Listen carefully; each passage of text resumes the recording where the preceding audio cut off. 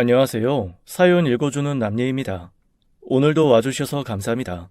구독과 좋아요는 채널 운영에 큰 힘이 됩니다. 꼭 부탁드리며 오늘의 사연 바로 시작하겠습니다. 시간이 많이 흐르고 세월이 정말 빠르게 많이 지나면 강산도 변한다던데 유일하게 안 변하고 줄지 않은 것들이 있는 것 같습니다. 예를 들면 부당한 노동자들의 대우나 발전과는 달리 점점 안 좋아지는 자연환경, 그리고 이 시대를 살아가는 수없이 많은 사람들의 마음가짐까지도요. 저는 늙은이라서 그런지 뭔지는 모르겠지만 아직 신문을 봅니다. 그리고 뉴스를 시간대마다 봅니다. 그래야 오늘 하루 돌아가는 세상을 알 수 있어요. 옆에서 저희 손자놈이 허구한 날 똑같은 뉴스 나오는 거 뭐하러 보느냐고 그렇게 계속 반복적으로 같은 내용만 보면 치매 온다고 걱정하네요. 어린 손주 눈에는 그 소식들이 다 같은 말 같겠지만 저는 아닙니다. 그런 사건들의 피해자들이 다 같은 사람들이 아니듯 저라도 사망한 피해자나 다친 사람들, 슬픈 사연의 사람들의 이름을 한 번씩 더 읊어보게 되네요. 그들이 그저 뉴스에서 스쳐 지나가는 긴 아무개가 아니고 어느 가정의 가장, 아들, 손자, 할아버지, 할머니일 수 있으니까요. 제가 32여 년 전에는 이렇지 않았습니다. 지금처럼 뉴스에 누가 죽었다, 무슨 사고가 났었다는 같은 기사를 볼 때면 한심한 사람들 같으니라고 저게 다 철딱서니가 없고 생각이 짧아서 저런 선택을 하는 거야. 지 마음대로 죽을 생각하기 전에 지 낳아준 부모 한 번이라도 생각했어봐. 그랬으면 저렇게 허무하게 자살이나 하겠어? 한심한 것들. 죽으면 뭐 대단한 위인 취급이나 해주는 줄 아나? 그저 고인되는 거지. 에이, 저딴 것들 뭐 잘했다고 뉴스에서 틀어주나 몰라? 아예 관심을 안 가져둬야 저딴 짓도 안 하지. 수십여 년 전에도 지금과 같았습니다. 괴롭힘을 참지 못해 자살하는 학생, 우울감을 이기지 못해 생을 마감한 사람들, 아니면 빚이 많아 감당할 수 없는 삶에 자살하는 일가족. 그런 사람들을 불쌍하고 안타깝게 여기기보다는 전 그저 한심한 사람들 보듯 혀를 차댈 뿐이었습니다. 그저 마음이 약해 빠져서 제일 쉬운 방법을 택하는 것뿐이라고 생각했어요. 그들의 속사정, 그럴 수밖에 없었던 이유 하나 고려해보려 하지 않고 말입니다. 그 당시 하루하루 사는 게 바쁠 뿐이었어요. 그래서 내가 왜 살고 있는가, 무엇 때문에 존재하는가 라는 철학적인 생각은 전혀 하지 않았었어요. 물론 지금도 그런 철학적인 이유가 뭐 그리 중요한가 싶습니다. 그저 삶의 이유를 꼭 두고 살아가기보다는 죽지 않고 살아가면서 없는 의미도 만들어가는 게 맞는 거죠. 사는 게 무기력하고 의미 없다는 이유로 죽음을 택하는 게 정말 부질없다고 생각합니다.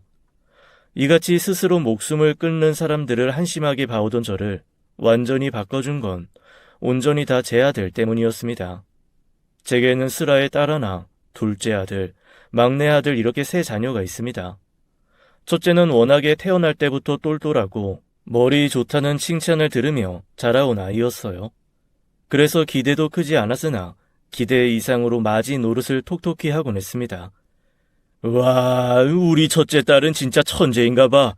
공부 잘하는 것까지도 이 아비가 바라지도 않았는데 세상에나. 웬만한 남자애들보다도 훨씬 낫네 나. 나는 우리 딸만 보면 배가 고프다가도 배가 부르다니까. 요새 딸 자랑으로 회사 출근만 하면 입이 다 아플 지경이야 내가. 어릴 때부터 공부해라, 가외해라 그런 거 일절 없었는데 뭐든 찾아서 잘하고 저를 닮아서인지 승부욕이 어마어마해서 지길 싫어하는 천성 때문에 더더욱이 뭐든 잘했습니다. 그래서 저나 아내나 그런 딸아이를 늘 자랑스러워했어요. 그리고 셋째인 막내 아들은 첫째 딸과는 달리 공부는 지독히도 못했습니다. 반에서 매번 꼴등을 했고 그렇다고 해서 주눅 드는 아이도 아니었어요. 이놈의 새끼야, 너 이번에 또 꼴등이냐 이 녀석아? 잘하는 짓이다. 네 담임선생님이 뭐라 안 하시지? 그 담임선생님이 네 누나 담임이었었는데 어떻게 형제가 일이 다르냐고 안 해? 어쩌려고 그래? 너 못해도 중간엔 들어야지. 대학은 가야지. 안 그래? 에이, 엄마랑 아빠랑 매일 하는 말이 뭐야. 건강하게만 자라다오. 그거 아니야? 나 정말 건강해, 아빠. 이번에도 신체 검사했는데 나 완전 건강하대. 그리고 잘 봐봐. 꼴등인 건 맞는데 나 체육은 1등이야. 우리 선생님이 공부 진짜 조금만 노력해서 운동 쪽으로 생각해보라고 그랬어. 인생은 성적순이 아니지 않습니까, 아버지? 성적은 안 좋아도 막내 놈은 늘 당당하고 성격이 밝고 쾌활했습니다. 제가 한 소리씩 건네도 크게 신경 쓰지 않았어요. 집안에 잘난 사람은 큰 누나 하나면 족하다나 뭐래나 장난을 치면서요. 그래도 막내고 아픈 것보다야 그렇게 당당하고 건강한 게 훨씬 보기 좋기는 하니 늘 웃어 넘기기만 했습니다. 그런데 10손가락 중에 안 아픈 손가락이 있고 유달리 아픈 손가락이 있듯 중간에 끼인 둘째 아들은 성격도 성적도 그 모든 것들이 첫째 막내와는 달랐습니다. 유달리 감수성이 예민한 아이였어요. 어릴 때도 보면 첫째는 비염이 심하다고 꽃이라면 질색을 했었고 막내는 바로 꺾어다가 아내를 갖다주는 아이였어요. 그렇담 둘째는 그 꺾인 꽃을 보면서 눈물을 짓는 아이였습니다. 꽃이 그렇게 꺾어지면 같이 있는 꽃들이 서운해. 그리고 아파. 꺾자마자 죽는 거야, 걔는. 불쌍해. 그럴 때면 저는 사내 놈이 별거 아닌 걸로 눈물바람이냐면서 한 소리를 했었죠. 너무 나약해 보였고 딸아이보다도 더 여성스러워 보여서 걱정이 되었었으니까요. 너는 남자가 돼서는 뭐 이딴 걸로 울고 그래? 살면서 울 일이 얼마나 많은데 아깝게 눈물을 빼고 우느냔 말이야. 뚝 안 그쳐? 뚝! 그럴 때면 둘째 아들은 제 말에 서운해서 더 눈물을 흘렸습니다. 그러다가 조금씩 크면서 그 감수성을 숨기는 듯 했어요. 제 앞에서는 약한 소리도 하지 않았고 울지도 않았습니다. 저는 그게 감춘 건지 몰랐어요. 그저 제 훈육으로 인해 달라지고 좋아지는 것이라고 생각했습니다. 하지만 현실은 전혀 아니었어요. 다른 형제들과도 둘째는 잘 어울리지 못했고 친구도 별로 없는 듯 보였습니다. 어릴 때 거의 집에만 있거나 책을 읽거나 집에 있던 큰 전축을 틀어서 라디오를 들으며 앉아있는 경우가 다반사였어요. 그런 모습을 볼 때면 저는 또 한 소리씩 내뱉었습니다. 제발 다른 남자아이들처럼 밖에 나가서 뛰어놀라고, 왕따처럼 그러고 있지 말고 제발 사회성을 키우라고까지 말했어요. 제발 좀 나가서 뛰어놀던지 좀 활동적인 걸 해. 이 집구석에 처박혀서는 사회 부적응자 마냥 그러고 있지 좀 말고. 네 또래 애들을 좀 봐라. 어떤 애가 너같이 그러고 있냐? 응? 친구들이랑 어울려 놀고 시간 나면 공부도 하고 운동도 하고 그래야지. 이 허구한 날 집구석에서 책만 보고 그러고 있으면서 공부라도 잘하면 말을 안 해요. 공부도 치누나 발끝도 못 미치는 게 어디? 답답해. 둘째 아들은 뭐 하나 뚜렷하게 해내지 못하는 아이였습니다. 지레 겁을 먹고 내려놓는 걸 자주 했었어요. 어릴 때 조금만 재능이 있어도 아내가 전폭적으로 다 지원을 해줬었는데 흥미를 가지면 끝까지 하는 첫째나 그나마 잘하는 걸 발견해서 밀어주면 실력이 뛰어나진 못해도 완벽히 터득하는 막내와는 달리 뭘 시켜도 시큰둥하고 제대로 해내지도 못했습니다. 어느 날에는 둘째가 다니는 태권도 학원에서 전화가 한번 왔었죠. 아버님, 안녕하세요. 아드님께서 도장을 안 나온 지 꽤 되어서요.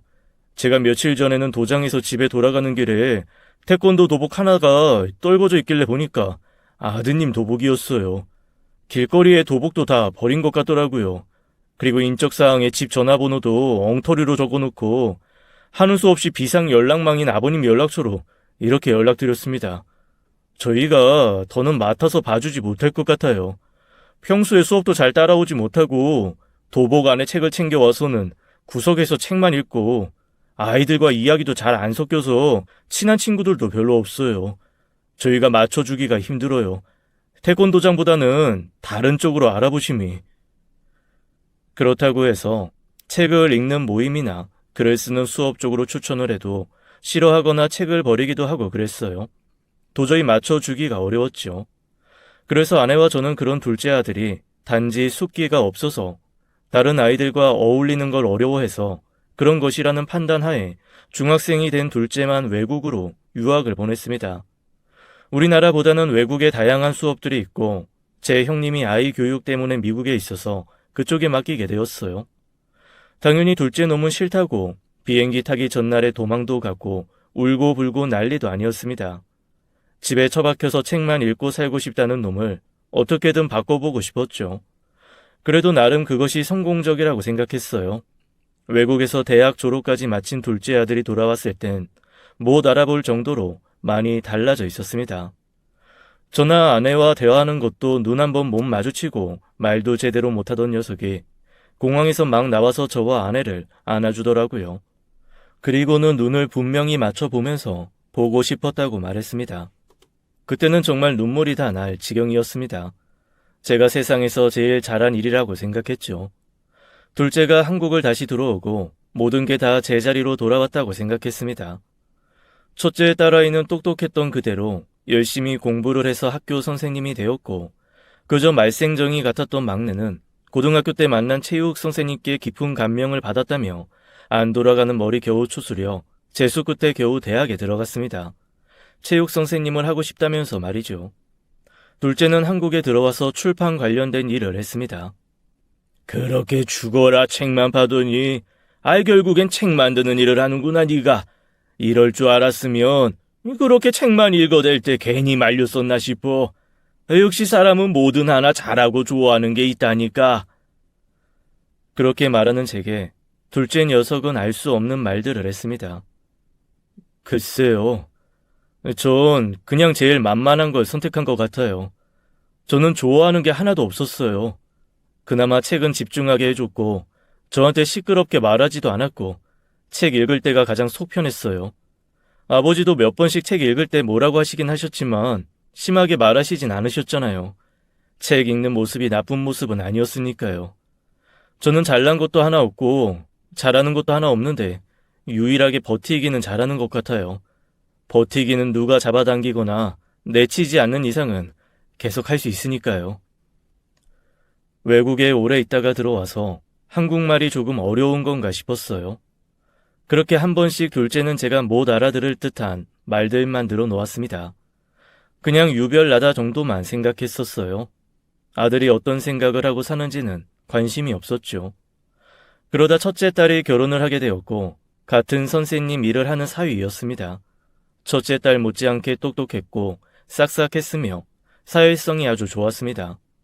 첫째 사위가 인사를 온 날에 저는 너무 기쁜 나머지 하지 말아야 할 말들도 늘어놓았어요. 우리 첫째 사위 말이야. 너무 마음에 들어 내가. 자네가 우리 둘째 아지 그러나 예전부터 우리 둘째 아들이 그냥 내가 낳은 자식이 맞나 싶을 만큼 쑥맥에다가 뭐 하나 올바르게 하는 게 없어서 내가 유학까지 보냈어. 우리 집 형편에 말이야. 그 덕에 그나마 저만큼 사람 돼서 돌아왔지. 그렇게라도 돈이라도 안 썼으면 저놈의 자식 지금쯤 아이고 상상도 하기 싫네. 아마 방구석에 처박혀서 지 앞가림도 못하고 있었을걸. 그만큼 지금의 아들이 훨씬 나아졌고 사위가 그런 아들과는 달리 좋다라고 말하고 싶었던 것 같습니다. 제가 지난 날을 후회하는 것 중 하나였어요. 그렇게 제가 취한 나머지 주저리 떠들자 뒤늦게 아들 녀석이 한마디 하는 겁니다. 아버지는 늘 그렇게 말씀하시네요. 제가 큰 누나처럼 대단한 사람이 돼야 하고 막내처럼 쾌활하고 밝은 사람이 돼야 사람답게 사는 것처럼 이야기하세요. 제가 꼭 그 틀에 맞춰서 살아야 할 필요는 없어요.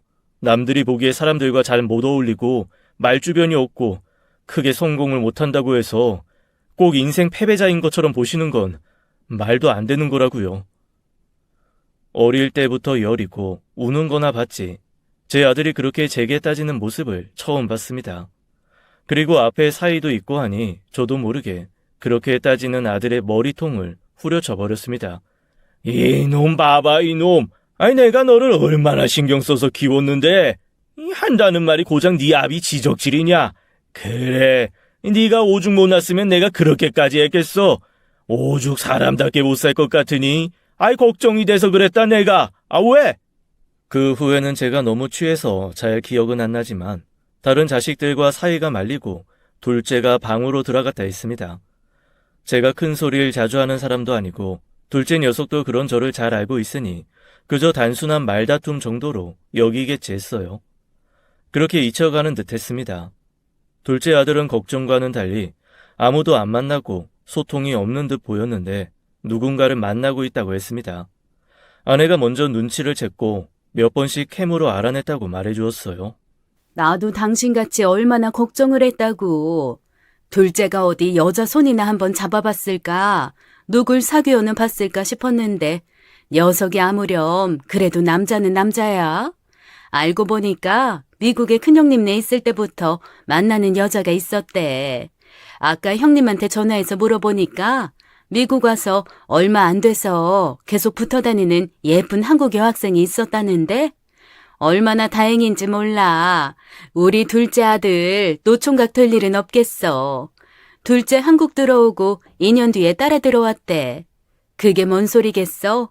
계속 만나오면서 진지한 관계라는 거지. 저만큼이나 아내가 정말 좋아했습니다. 둘째 아래로 막내가 사고를 치면서 먼저 결혼을 했었거든요. 그래서 둘째는 저와 아내가 거의 포기를 하고 있었습니다.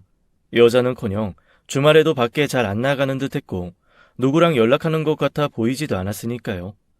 그렇다고 둘째 성격상 맞선이나 소개팅 같은 걸 할 위인도 못 되니 그냥 두자라고 생각하고 있었습니다. 게다가 저나 아내가 막 눈치를 챘을 무렵에 둘째 녀석이 아버지, 제가 결혼할 사람이 있어요. 조만간 소개해드릴게요.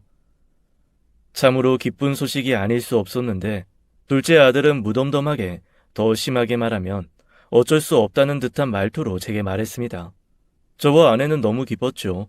사실 그 어떤 며느리감을 데려와도 상관없었습니다. 한마디로 둘째 아들은 치워버리고 싶은 마음이었던 것 같았습니다. 알고 보니 셋째와 마찬가지로 아이가 먼저 생긴 것 같더라고요. 하지만 굳이 아는 체를 하지는 않았습니다. 둘째 며느리는 첫 인상부터 특별했습니다. 꼭 여자로 태어난 둘째 아들 같았어요. 매우 조용조용했고 숫기가 없었으며 저와 아내가 묻는 질문에도 쉽게 답을 하지 못했습니다. 이래서들 천생연분이라 하는구나 싶을 정도였어요. 하지만 둘째와 며느리가 유일하게 다른 점이 하나 있었죠. 둘째는 모든 자기 중심적인 면이 있는데 며느리는 숫기 없고 조용한 가운데 아내와 제가 어떤 모습이든 며느리로 인해 불편한 건 없을지를 계속 살폈습니다. 한마디로 존중을 지속적으로 해주는 모습이었어요. 그리고 긴장하는 순간이 어느 정도 지나가면 얼어붙어 있던 며느리도 저와 아내에게 웃음 지어 보이기도 하고 조금씩 풀어지는 듯한 느낌이 있었습니다. 일반적인 사람이라면 누구나 갖고 있는 면모죠. 하지만 제 속으로 낳은 제 아들일지언정 둘째 아들은 내내 불편한 구석이 있었습니다. 저뿐만이 아니라 온 가족이 그렇게 느끼고 있었어요. 나는 좀 신기했다. 어떻게 둘째 좋다는 여자가 다 있지 하고 말이야. 난 이상하게 어릴 때부터 막내랑은 편했거든. 그런데 둘째랑은 이상하게 너무 안 맞는 느낌? 내가 누나인데 누나가 아니라 그냥 남 같은 느낌이랄까. 가족이면 그냥 자연스럽게 가족이 되는 건 줄 알았는데 둘째 보고 알았잖아. 가족도 결국엔 관계이고 노력이 필요한 사람이 있기 마련이구나 하고 말이야. 둘째가 딱 그래. 내가 지금 학생들 가르치면서 느끼는 게 노력이 필요한 애들이 많은데 정작 그 애들은 그 노력도 싫어해. 그럼 포기해야 하느냐? 그건 아니고 주변 사람들이 많이 노력해줘야 돼. 그 방법밖에 없어. 결국 세상은 모두가 같이 살아야 되는 거잖아. 계속 혼자 둘 수가 없는 거지. 그래서 결론은 둘째한테는 옆에서 노력해줄 사람이 나타난 거다 이거지. 얼마나 다행이야. 저런 애도 연애하고 결혼을 다 하고 말이지. 그래도 형제들끼리는 격없이 잘 지내는 줄 알았는데 그것 또한 제 착각이었더라고요. 돌이켜보면 아이들이 어릴 때 첫째랑 막내가 싸우는 건 봤는데 둘째가 다른 형제들과 어울리는 것도 못 봤지만 다투는 것도 한 번도 본 적 없었습니다. 그저 둘째 성격이 유순해서 그런 거라고 단순히 생각했습니다.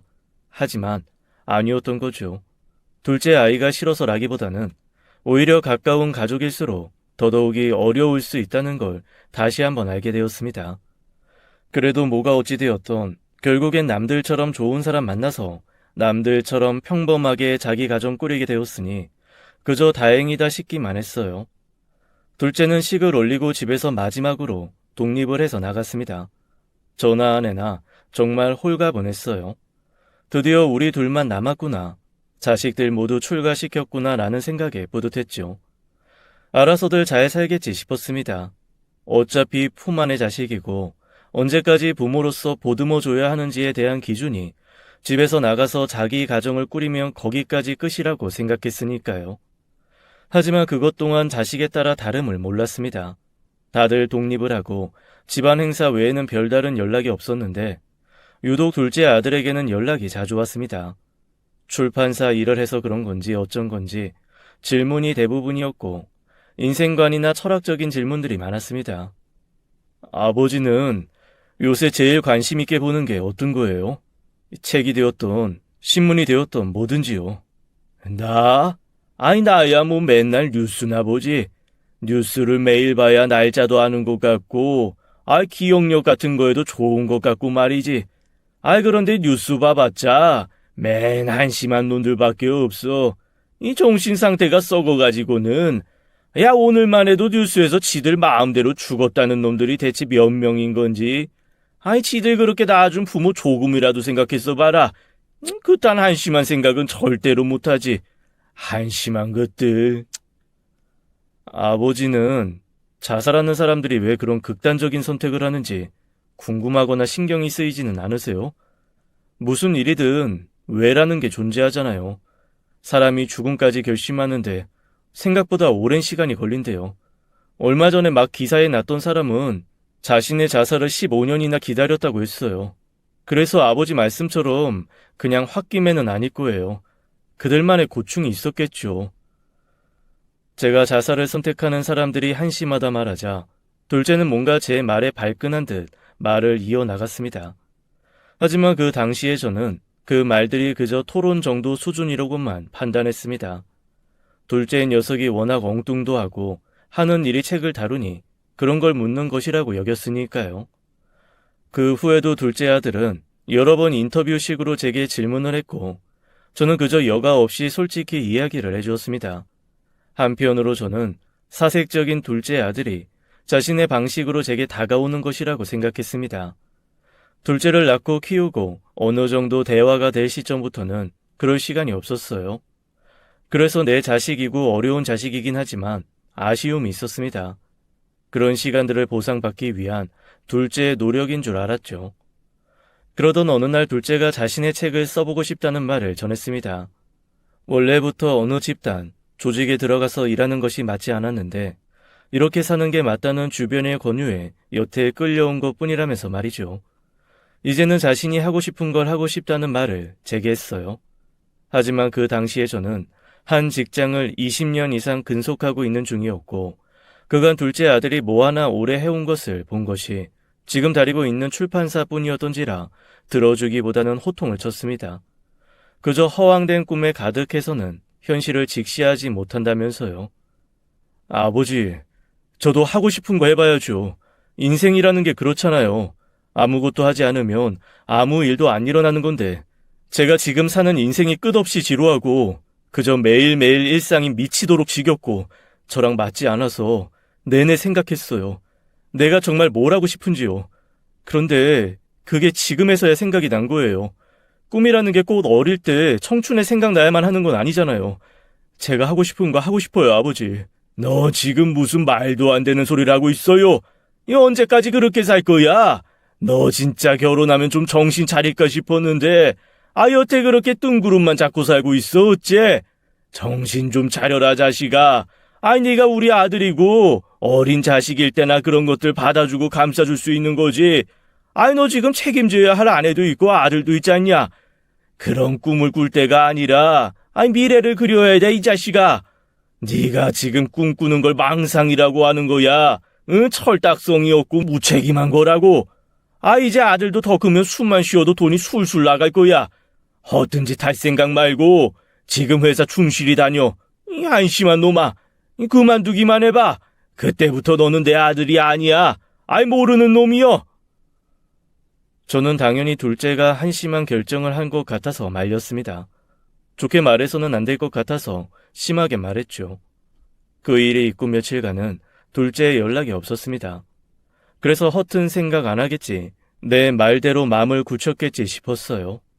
하지만 그날 이후로 들려온 둘째 아들의 소식은 저를 비롯해 저희 가족 모두를 절망에 빠뜨렸습니다.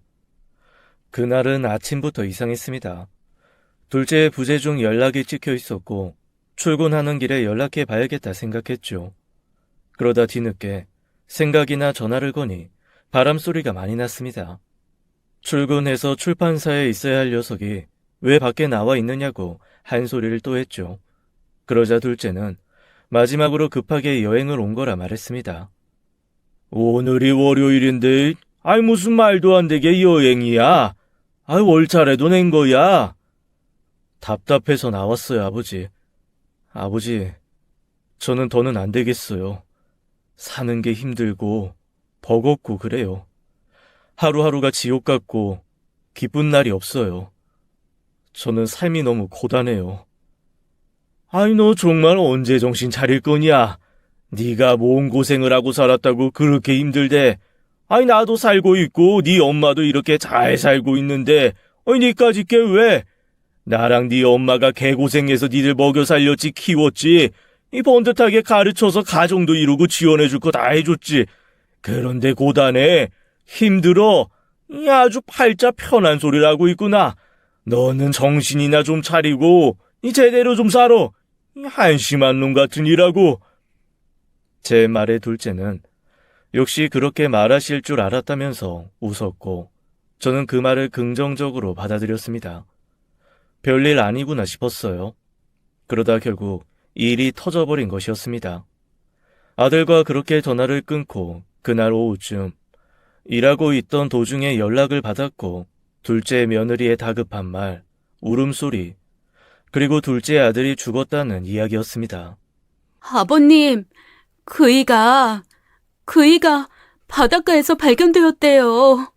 그이가 편지 한 장 안 남기고 죽었대요. 그 말을 듣는 순간 꼭 둘째 아들이 죽을 줄 알았던 것처럼 저는 빠르게 짐을 챙겨 둘째 며느리가 알려준 병원으로 향했어요. 참 허무했습니다. 둘째와 지난날 보낸 시간들이 참 많았는데 보내는 건 정말 한순간이구나. 인생이 뭐 그리 고단했다고 이런 어리석은 선택을 한 걸까 이해도 되지 않았고 허탈함과 답답함 뿐이었습니다. 먼저 와있던 아내와 첫째, 막내 또한 아무 말 없이 죽은 둘째만 바라봤습니다. 그리고 그때 경찰 두 분이 제게 다가와 물었어요. 저와 마지막으로 통화한 기록이 있다면서 무슨 대화를 했는지 말입니다. 저도 모르게 그 순간에 손이 벌벌 떨리더군요. 마지막으로 통화하시는 게 아버님이시고 최근에 통화를 자주 하셨더라고요. 한 번 통화할 때마다 20분 이상씩 하셨었는데 평소에 고인이 무슨 말씀을 하시던가요? 주변에 원한을 살 만한 사람이 있다거나 따로 빚을 졌다거나 한 그런 것들이요. 아직 자살로 결론이 진 건 아니고 조금 더 수사를 해야 해서 아버님 말씀이 좀 필요합니다. 어떤 말씀들 나누셨어요? 그때 그 경찰의 눈빛, 말투에 저도 모르게 얼어버렸고 있는 그대로 솔직하게 이야기가 나오지 않았습니다. 별건 아니었습니다. 새로 계획하고 있는 일이 있는데 그것 관련해서 상의를 했고 본인이 일하는 출판사에서 인터뷰 같은 게 필요하다면서 몇 가지 저에게 묻는 형식도 있었고요. 아니면 사적인 안부 정도였고요. 고인이 다니던 회사를 관둔 지 한참 되셨대요. 아내분도 모르고 계셨다고. 직장에 연락해보니까 2달가량 되었다고 하네요. 암튼 알겠습니다. 참고하겠습니다. 자식을 잃은 슬픔 앞에 아비로서 제가 하는 것이라고는 그저 분노와 한탄뿐이었습니다. 슬퍼하기보다는 죽은 아들을 원망할 뿐이었죠. 죽음을 선택하는 것만큼 한심한 노릇은 없다고 생각하는 사람 중 한 사람이었으니까요. 멍청한 자식, 내가 그렇게 약해 빠진 상태로 살지 말라고 끝없이 말했었는데 아유, 어떻게 내 자식이 이럴 수가 있어?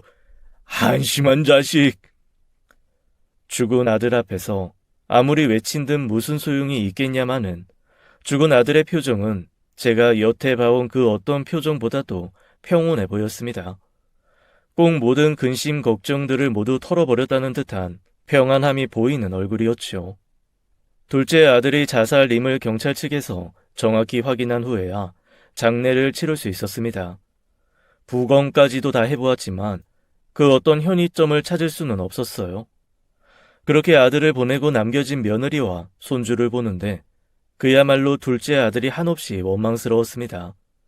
어떻게 자기 새끼를 두고 그런 멍청한 선택을 할 수 있는 건지 좀처럼 이해가 가지 않았고 계속해서 슬픔보다는 분노만 차올랐습니다. 갑작스러운 소식 때문인지 저를 비롯해 모든 가족들의 슬픔보다는 당혹스러움이 먼저였습니다.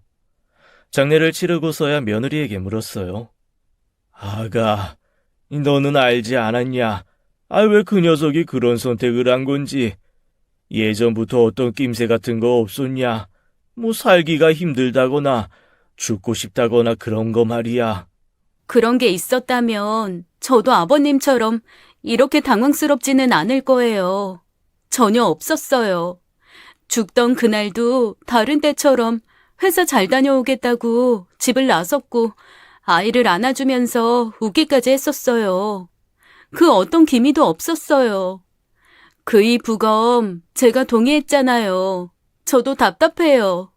아무리 그이가 직장을 그만두었다고 한들 저희 길거리 나앉을 것도 아니고 저한테 이야기했으면 미리 조금이라도 티를 냈으면 용기 북돋아주고 잘했다고 했을 거예요. 그 사람 아버님이나 어머님 다른 가족들보다도 제가 제일 잘 알아요. 그 사람 겁이 정말 많은 사람이에요. 그래서 처음 만났을 때부터 제가 지켜줘야겠다. 이 사람은 나 아니면 안 되겠다. 그 생각부터 들었던 사람이에요. 그렇게 약한 사람이 죽을 생각? 그럼 최근이 문제가 아니란 소리라고요. 저야말로 아버님께 묻고 싶어요. 그 사람 이럴 거 정말 모르셨어요? 마지막 통화가 아버님이셨잖아요. 정말 별다른 이야기 없었나요? 말씀해 주세요. 작은 거라도 전 들으면 알 수 있어요. 그이가 어떤 마음으로 그런 말을 한 건지요. 며느리의 다그침에 저도 모르게 아무 말도 할 수가 없었습니다. 저는 어쩌면 아들의 죽음을 며느리 탓으로 돌리려 했던 것 같습니다. 나랑은 별말 없었다. 나한테 별일은 없는지 아픈 곳은 없는지 늘 하는 일상 대화뿐이 하지 않았어. 별다른 특별한 게 전혀 없었다. 나도 며느리 너처럼 아무것도 몰랐어. 다를 것 하나 없었다. 그리고 죽기로 작정한 아이 마음을 우리가 뭘 어찌 알겠냐. 모르고 당하는 수밖에 없는 거지. 죽은 그놈이 어리석은 놈일 뿐이야. 뭐가 되었든 살아야지. 살아서 막힌 걸 뚫어야지. 왜 지가 죽어버려. 한심한 놈. 난 내 아들 그렇게 안 키웠다. 이 약해 빠진 놈. 저는 끝끝내 며느리에게 아들이 중요한 선택을 앞두고 제게 의견을 물어섰다 말할 수 없었습니다. 그저 아들을 경솔한 선택을 하는 사람으로 만들기 급급했죠. 둘째 아들을 보내고 안 그른 척 의연한 척 살긴 했지만 거의 정신을 놓고 살았습니다. 자식들 중 가장 추억이 없는 녀석인 줄 알았는데 참 잔인하게도 둘째 아들이 죽기 전까지 저와 이런저런 이야기를 유독 많이 나누어서인지 다른 가족들보다도 제 뇌리에 가장 많은 기억들이 남아 있었습니다. 한편으로는 이 녀석이 일부러 날 가장 힘들게 하려고 그랬던 걸까 싶었어요. 가장 가까울 것 같은 며느리와는 죽기 한 달 전부터 유달리 말이 없었다고 했습니다. 한 번씩 멍하게 창밖을 바라보기도 하고 날짜 개념도 없었다고 말이에요. 꼭 남은 정을 다 떼내려는 사람처럼 화를 내기도 했다고 했습니다. 아버님도 아시겠지만 그 사람 누가 이유 없이 시비 걸어도 화 안 내는 사람이에요. 그런데 죽기 몇 달 전부터 달랐어요. 제가 아이 밥 먹이던 때였는데 아이가 또 밥 투정을 하기에 좀 화가 나서 한 소리 하고 있었거든요. 숟가락 하나 제대로 못 들어서는 아무것도 못한다고. 일단 작은 거 하나부터 못해서야 아무 쓸모없는 사람 되는 거라고 화가 잔뜩 쌓여서 고함을 쳤어요. 다른 때였으면 제가 힘든 거 아니까 그이가 아이 데려다가 밥을 먹였을 텐데 저한테 크게 화를 냈어요.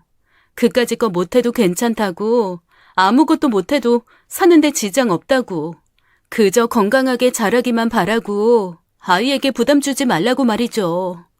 이상했어요. 그리고 그 일로 남편과 다퉈서 몇 날 며칠 대화도 안 했고요. 그 일뿐만이 아니라 대화하면서 사사건건 트집이었어요. 그리고 저한테 말 조심하라고 별것 아닌 말도 상처받는 사람 분명 있다고요. 그이가 죽기 2주일 전쯤에 전 이혼까지도 생각했어요. 이렇게까지 하는 건 분명 이 사람이 다른 여자가 있는 거다, 아니면 나랑 그만 살고 싶은 거다 하고 말이죠. 그렇게 온갖 정 다 떼더니 아니나 다를까 차라리 바람을 피우지, 차라리 도박하고 빚을 지지, 차라리 날 때리지. 둘째 며느리는 말을 다 잊지 못하고 울어버렸습니다. 너도 그 녀석처럼 멍청한 생각하지 말아라. 지금이야 아직 시기가 이를지 모르겠다만 둘째, 너 아직 젊지 않냐? 마음 정리되는 대로 다른 사람 만나보도록 해. 만약 아이가 신경 쓰인다면 우리가 맡아 키우마. 그렇다고 친권을 달라는 소리는 아니야. 네가 내 아들 때문에 긴 인생을 허투루 안 살았음 싶다. 아니, 네 인생 찾아야지 너도. 아직 젊으니 언제든지 마음 먹으면 새로 시작할 수 있지 않냐. 부담 주는 거 아니니 잘 생각해보렴. 이 죽은 사람 붙들고 살면 무엇해? 다 부질없고 좋을 거 하나 없지. 그런 이야기들을 나누고 둘째 며느리는 다시 일을 시작하고 간간히 저와 아내에게 아이를 맡기곤 했습니다. 저는 둘째 며느리가 재혼이라도 빨리 하길 바랬어요. 둘째 아들과 결혼 생활이 길지 않았고 빨리 마음 정리를 해서 다른 더 좋은 사람을 만나 건강한 마음으로 살길 바랬습니다. 그리고 얼마 후 첫째 딸이 둘째 장례식 이후 오랜만에 집에 찾아왔어요. 아내와 이런저런 결혼 생활 이야기를 털어놓다가 불현듯 둘째 이야기를 꺼냈습니다. 둘째 그렇게 가고 나 매일매일 생각했다. 혹시 나 때문에 그랬을까? 내가 너무 매정했을까 하고 말이야. 그래도 큰 누나인데 나한테 의지 한번 할 법도 한데 둘째가 그런 게 없었거든. 내가 늘 공부에 매달려 사느라 둘째도 그렇고 막내한테도 신경 못 써줬지만 그래도 막내는 한 번씩 억지라도 부렸었거든. 누나 뭐 해줘, 놀아줘, 밥 줘, 용돈 줘 하면서. 그런데 아무리 생각을 돌이켜봐도 둘째가 나한테 뭘 해달라 한 적이 있었나 기억을 뒤져보는데 없는 거야. 그러다가 어제 우리 애가 엄마 뭐해 하고 나한테 묻는데 딱 생각났어. 둘째가 처음이자 마지막으로 나한테 물어본 적이 있었어. 막 시험 공부하던 때 나한테 누나 뭐 하냐고. 그때 내가 바빠, 시간 없어, 그런 대답이 아니라 온갖 짜증 다 내면서 너까지 왜 그래? 이랬던 것 같아. 그때 그 말에 풀 죽어서 내 방문 닫고 가던 둘째가 자꾸 내 꿈에 나와. 많이 서운했나 봐. 나 때문이었으면 어쩌지 엄마? 그때 좀 더 다정할 걸 하는 후회들이 자꾸만 생각이 나. 게다가 내가 아이들한테 심적으로 힘들면 나한테 제일 먼저 손을 뻗으라 하는데 난 바로 아랫동생이 내밀었을지도 모를 손을 못 잡았는데 내가 무슨 자격으로 그럴 수 있을까 싶어. 너무 힘들어 요즘. 가족들은 하나둘씩 둘째의 죽음을 자신의 탓으로 돌리고 있었습니다. 나도 그래 누나. 어릴 때 둘째 형이 나한테 내가 숙제 못 풀고 있으니까 알려주겠다고 했는데 내가 둘째 형도 모를 거라고, 큰 누나 오면 물어볼 거라고 막 무시했었거든. 돌이켜보면 그때 형이 나한테 처음으로 먼저 말을 걸어줬었어. 원래 형이 우리한테 먼저 말 절대 안 걸었잖아. 그나마 아빠한테 자주 질문했지. 형이 아빠는 좋아했으니까.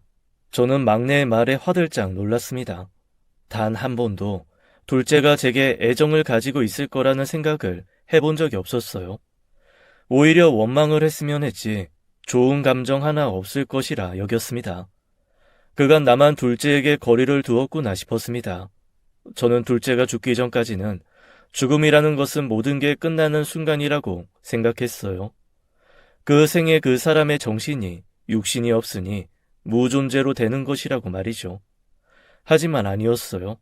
지금 이 순간 제가 예전 기억을 돌이키듯 우리 가족 모두에게 죽은 둘째의 기억이 남아있었고 잊지 않으려고 애쓰는 둘째 며느리도 있었으니까요.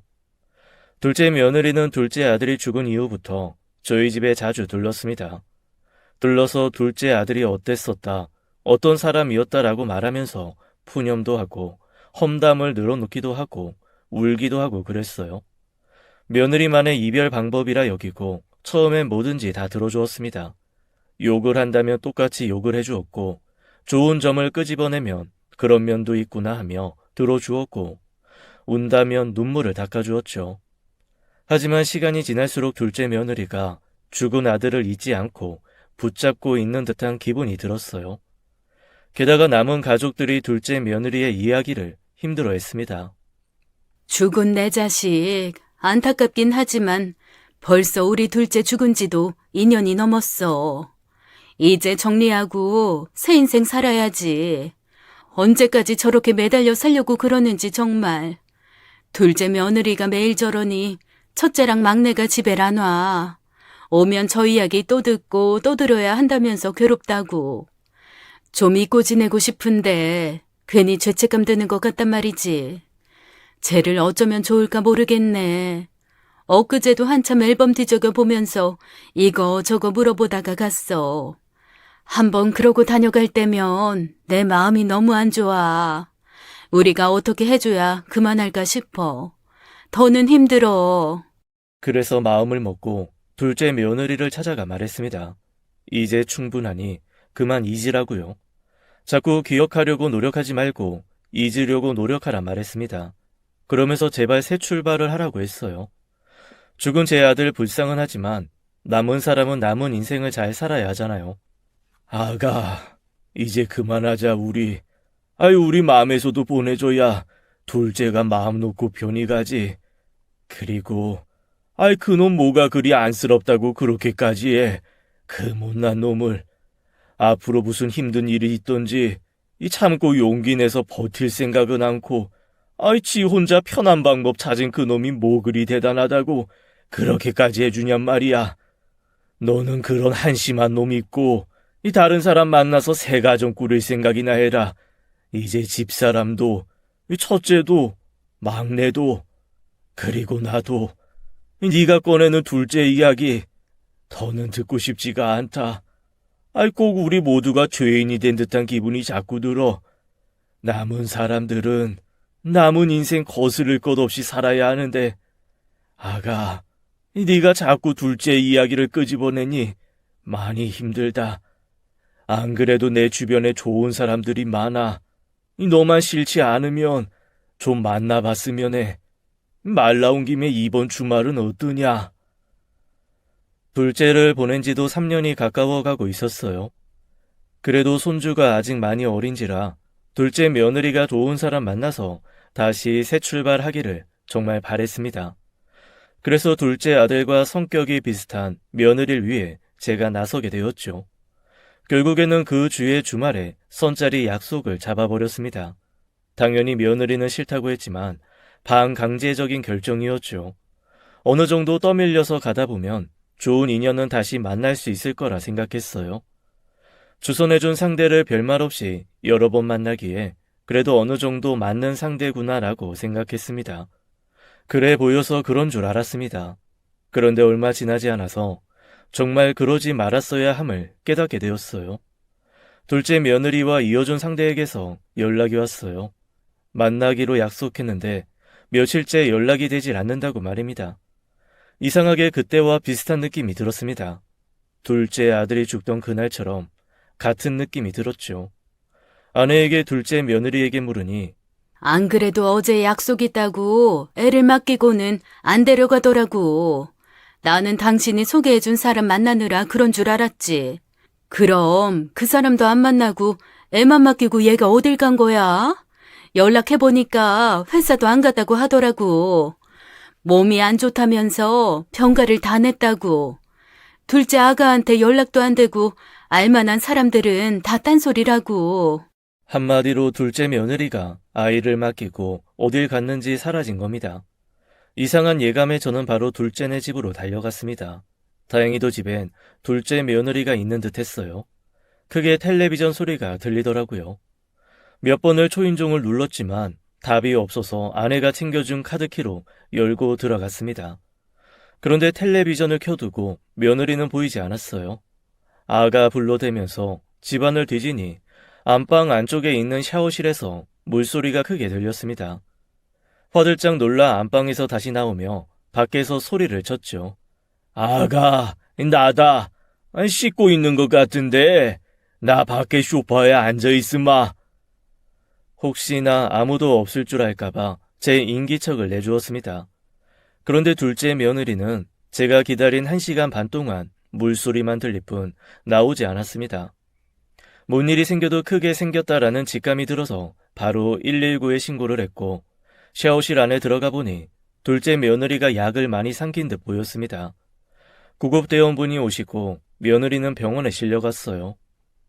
병원 측에선 자살 기도를 한 것 같다고 다량의 약을 한 번에 다 넘겼다고 했습니다. 도대체 왜 이런 선택을 했는지 정말 이해가 가지 않았어요. 병원으로 가족들을 불렀습니다. 담당 의사는 둘째 며느리가 오래간 잠을 못 잤던 것 같다고 했어요. 밀린 잠이라도 자는 것인지 며느리는 오래간 깨어나지 못했습니다. 3일 정도 잠들었다가 깨어났고 사부인도 와 계셨어요. 둘째 며느리와 제 아들이 미국에 있을 때 만났던 터라 미국에서 외국인과 재혼을 하고 그곳에서 거주 중이던 사부인이 며느리 소식에 급히 달려온 것이었습니다. 사부인 또한 제가 그리 생각하듯 깨어난 며느리를 다그쳤습니다. 너 미쳤니? 책임감 없고 정신 나간 건 네 남편 하나로 족해야지. 네 새끼 혼자 두고 죽으려고 했어? 아무리 부부가 닮는다지만 하다 이딴 걸 닮아? 너도 정말 한심하다. 이럴 때일수록 더 열심히 살고 애를 봐서라도 새 인생 시작하고 그래야지. 넌 아휴 깨어난 거 봤으면 됐어. 사부인은 그제야 안심을 하고 돌아가려는데 그때 둘째 며느리가 사부인을 향해 말했습니다. 엄마는 살고 죽고만 중요해? 그 사람 불쌍한 사람이지 한심한 사람 아니야. 무책임한 사람 아니야. 나도 그렇고 그저 아픈 사람들일 뿐이라고. 아프면 돌봐줘야지. 왜 아픈 사람한테 자꾸 강해지래? 왜 아파서 상처투성이인 사람한테 아직 다 낫지도 않았는데 왜 서둘러서 새 인생 시작하래? 손가락에 작은 흉터 하나만 나도 연고 바르고 밴드 붙이고 덧나서 다음날 또 하고 그러고도 상처가 남아. 하물며 난 내가 제일 사랑하는 남편이 죽었어. 근데 왜 자꾸 다들 잊으래? 이별하는 것도 나아지는 것도 혼자서는 못해. 나이 들었고 어른이어도 10살 어린애처럼 힘든 건 마찬가지야. 다들 비난만 했지 어디 보듬어 줄 생각은 하셨어요? 몰랐는데 알 것 같더라고요. 그 사람이 왜 그렇게 갔는지. 이렇게 가족들이 많은데 이 가족들만 모아도 귀가 10개가 넘는데 그 사람 그렇게 힘들어할 때 다들 뭐들 하셨어요? 단 한 번이라도 들어주고 감싸준 적들 있으세요? 며느리의 말이 그제야 제 가슴을 마구 파고들었습니다. 매일 책만 읽던 둘째 아들이 한 번은 책 글귀 하나를 제게 알려준 적이 있었어요. 아버지, 이 책에 보면 의존하는 대상이 늘어날 때 사람은 더욱더 자립한대요. 용감한 위인들, 대단한 사람들 주변엔 수없이 많은 의존할 수 있는 사람들이 있었대요. 다그치고 혼내고 발가벗겨 세상에 내놓을 것이 아니라 죽을 때까지 의존이 필요하고 아주 많은 의존이 필요한 아이라면 죽지 않을 때까지 의지할 수 있게 해주어야 하는 게 맞는 것이었습니다. 제가 틀렸습니다.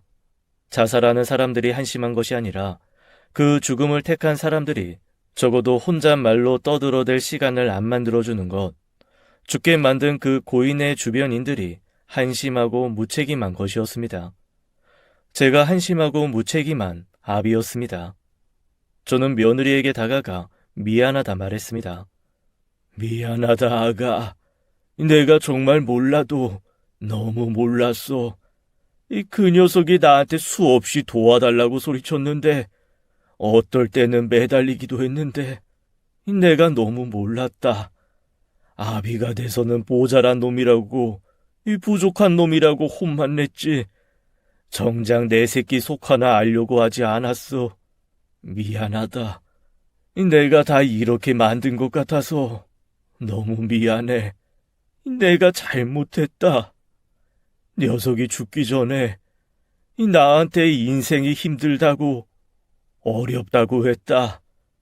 그런데 그런 녀석한테 내가 한심하다고 했어. 가장이 돼서 그것도 못한다고 한참을 혼냈다, 내가. 내가 죽인 거야. 내 탓이다. 며느리는 제 탓을 하기보다는 우는 절 안아주었습니다. 그래도 그 사람 아버님을 가장 자랑스러워했어요. 인생의 롤모델이라고 자부심이 있었어요. 저는 그런 아버님께 사과받고 싶지 않아요. 그런 거 아닐 거예요. 그 사람이 아버님 때문에 살았음 살았지 죽음을 택하진 않았을 거예요. 둘째 아들이 죽고 5년쯤 지나서 알게 되었습니다.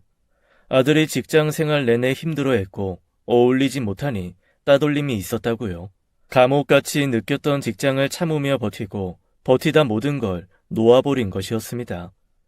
아들을 보낸 지도 벌써 많은 시간이 흘렀지만 아들이 죽었을 때 흘리지 않았던 눈물을 저는 여태 흘리고 있습니다.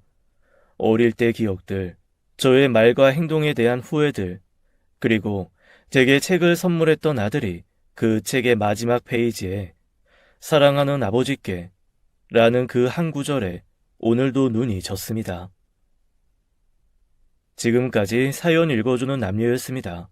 끝까지 함께 해주신 여러분 감사드리며 저희는 다음 사연으로 돌아올게요. 감사합니다.